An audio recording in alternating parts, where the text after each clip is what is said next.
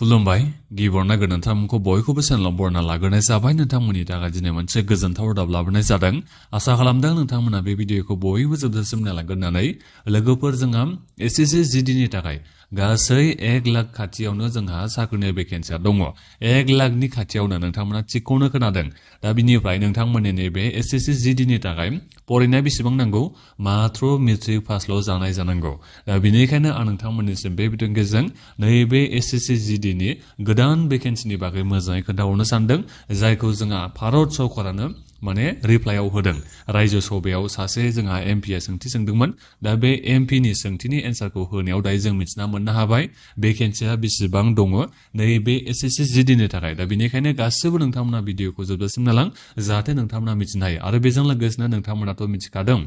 जोंहा एग्जामा पस्टपन जानायनिफ्राय जागासिनो दङ नैबे एसएससिनि जा जोंहा जिडिनि भेकेन्सि फैदोंमोन 25,000नि एसे बारा जोंहा भेकेन्सिया दङमोन जायनि भेकेन्सिया जोंहा बारायखागोनखा नोंथांमोना टेनसन लानांगौनि गोनांथि गैया बेयो 30,000नि गोजौआवनो थांखागोनखा 50,000बो थांनांगौ 60,000बो थांनो हागौ आरो दा बिनिफ्राय जायफोर नोंथांमोना नैबे एसएससि जिडिनि थाखाय एप्लाइ खालामनानै दोनदों नोंथांमोना गोसो होनानै फरायबाय था एग्जामा जोंहा खाथिनिफ्राय खाथियाव मोनफैगासिनो दङ नैबे मार्च मासनिफ्रायनो जागोना जोंहा गोबां सान्सआ दङ दा बिनिफ्राय नोंथांमोननिसिम आं दायो खोन्थाहरनोसै जोंहा गासै साख्रिनि भेकेन्सिया बेसेबां लांदां जानानै दङ थारिखखौबो आं नोंथांमोननिसिम खोन्थाहरनो सानदों नैबे जानुवारि 1 थारिख 2026 मायथाइसिमाव जोंहा भेकेन्सिया बेसेबां लांदां जानानै दङ एसएससि जिडिनि थाखाय दा बे एसएससि जिडिआवथ' नोंथांमोना मिथिखागौ सिएपिएफनि जोंहा रिक्रुटमेन्ट जायो आसाम राइफलनि जोंहा बेहाय रिक्रुटमेन्ट जायो दा बेवहाय आं नोंथांमोननिसिम अर्गानाइजेसनखौ नायनानै खोन्थाहरजोबनो सानदों बबे बबे अर्गानाइजेसनाव बेसेबां जोंहा भेकेन्सि दङ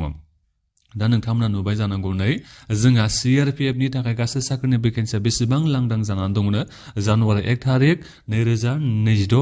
मायथाइसिमाव नोंथांमोना नायदो नै 27,400 जोंहा साख्रिनि भेकेन्सिया लांदां जाना दङ मायाव सिआरपिएफआवनो आन्थायावनो दा बिनिफ्राय बिएसएफआव जोंहा बेसेबां दङनो 14,531 था जोंहा भेकेन्सिया लांदां जाना दङ दा बिनिखायनो नोंथांमोना हमनानै लाखा जायफोर नोंथांमोना एग्जाम होनो थांगासिनो दङ एग्जामा जोंहा जानो थांगासिनो दङ नैबे एसएससि जिडिनि थाखाय दा बेवहाय नोंथांमोना 25,000 साख्रिनि थाखाय नोंथांमोना कम्पिटिसन जागोन बेखौ नोंथांमोना साननो नाङा बे 25,000 साख्रिनि भेकेन्सिया बारायखागोन 50,000निबो बारनोबो हागौ दा बेनिखायनो मोजाङै फरायनानै नोंथांमोना एग्जामखौ होगोन होननानै आं आसाखौ खालामनाय थाबाय जाहाथे नोंथांमोना साख्रिखौ मोननो हायो रिटेन एग्जामावनो जोंहा मेन जायो रिटेन एग्जामाव जुदि नोंनिया मार्कआ मोजांबा नोङो साख्रिखौ मोननायनि चान्सआव थाहैखायो एबा मोनखायोआनोसै नोङो फिजिकेल बे खारनायावथ' नोंथांमोना हाखागोनखा मेडिकेलावथ' नोंथांमोना ओरैनो पास जाखायोखा बेनिखायनो रिटेन एग्जामाव नोंथांमोना जा जोंहा एग्जामा जानो थांगासिनो दङ मोजाङै होथारबानो जाबाय साख्रिया जोंहा बियो 25,000ल' जाया बे 25,000नि बारा जाथारगोन 30,000नि गोजौआवनो बियो थांखागोनखा 50,000बो थांनो हागौ 60,000बो थांनो हागौ दा बिनिफ्राय नोंथांमोना दिनै आइटिबिपिआव जोंहा गासै साख्रिनि भेकेन्सिया बेसेबां लांदां जानानै दङनो जानुवारि 1 थारिख 2026 मायथाइसिमाव 12,333 जोंहा साख्रिनि भेकेन्सिया लांदां जानानै दङ दा बिनिफ्राय एसएसबिआव जोंहा साख्रिनि भेकेन्सिया बेसेबां लांदां जानानै दङनो 6,784 जोंहा साख्रिनि भेकेन्सिया लांदां जानानै दङ सिआइएसएफआवथ' जोंहा गोबांथार साख्रिनि भेकेन्सिया लांदां जानानै दङ 28,342 जोंहा साख्रिनि भेकेन्सिया लांदां जानानै दङ दा बिनिफ्राय एआर माने आसाम राइफेलाव जोंहा साख्रिनि भेकेन्सिया एसेल' भेकेन्ट जानानै दङ बेनो जाहैबाय 3,749 दा गासै नोंथांमोना नायोबा बेसेबां साख्रिनि भेकेन्सिया जोंहा थांनाय नैबे जानुवारि देग्लाय बोसोरनि नैबे जानुवारि 1 थारिख 2026 मायथाइसिमाव गासै बेसेबां लांदां जानानै दङनो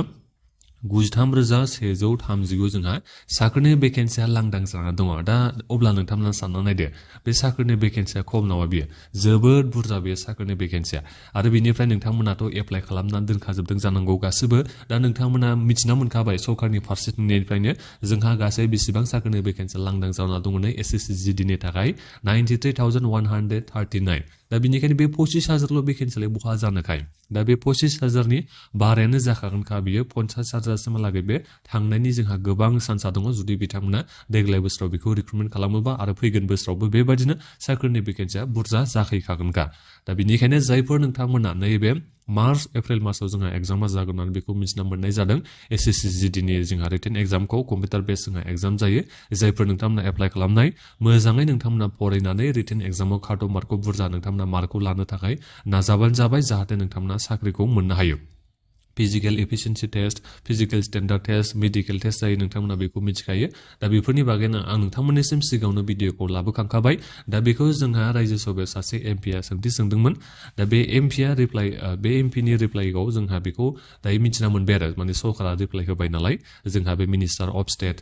इन द मिनिस्ट्रि अफ होम एफेयार्सनि आन्दारावसो जोंहा गोलैयो नालाय नैबे सेन्ट्रेल आर्म पुलिस फर्सआ, बिनिफ्राय आसाम राइफलाबो जोंहा मिनिस्ट्रि अफ होम एफेयार्सनि आन्दारावसो गोलैयो। दा बेनिखायनो बिथाङा दायो एन्सारखौ होबाय जोंहा साख्रिनि भेकेन्सिया बेसेबां लांदां जानानै दङनो